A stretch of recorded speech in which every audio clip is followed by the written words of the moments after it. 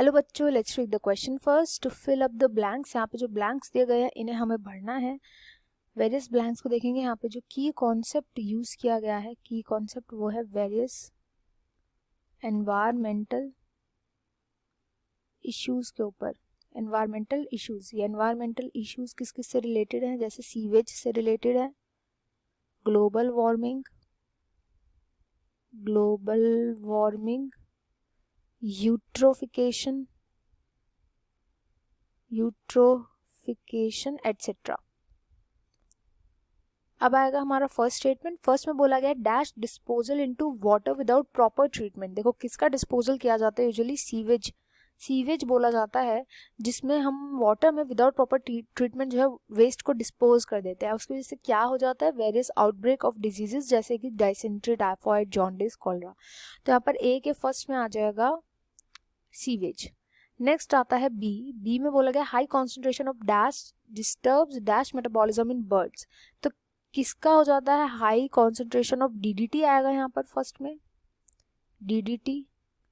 DDT की वजह से क्या होता है? किस चीज का मेटाबॉलिज्म नहीं हो पाता? कैल्शियम का मेटाबॉलिज्म नहीं हो पाता बर्ड्स के अंदर, जिसकी वजह से जो उनके एग्स होते हैं, क्योंकि एग्स के जो शेल होते हैं वो कैल्शियम के ही बने होते हैं, बट अब ये एग के शेल बहुत ही पतले पतले होने लग जाते हैं, thinning of egg shell, and इस वजह से प्री मेच्योर ब्रेकिंग हो जाती है, जिसकी वजह से इवेंचुअली जो छोटा सा बेबी बर्ड होता है उसकी डेथ हो जाती है।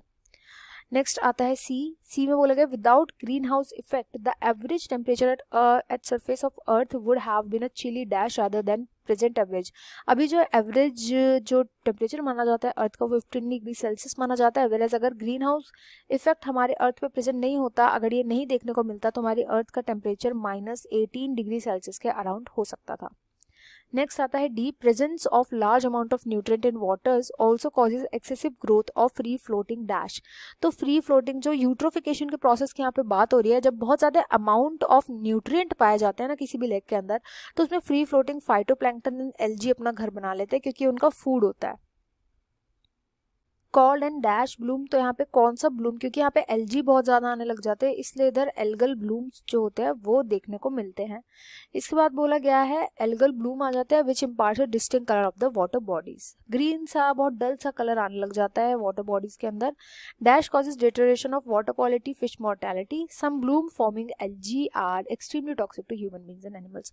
होता क्या है, एल्गी सारा का सारा न्यूट्रिएंट ले लेती है, तो वहाँ पे जो फिश, वाटर ऑर्गेनिज्म जो प्रेजेंट होते हैं वो क्या खाएंगे? तो यहाँ पे थर्ड पे आ जाएगा एल्गल ब्लूम्स। एल्गल ब्लूम्स जो होते हैं सारे न्यूट्रिएंट डिप्लीट कर देते हैं उस लेक के अंदर से, जिसकी वजह से आगे बहुत जो होती है मोर्टेलिटी होने लग जाती है फिशेस की और दूसरे वाटर ऑर्गेनिज्म की। तो यहाँ पर जब हम सभी ऑप्शंस को देखेंगे, राइट आंसर हो जाएगा option 1। I hope you understood well. Best of luck and thank you.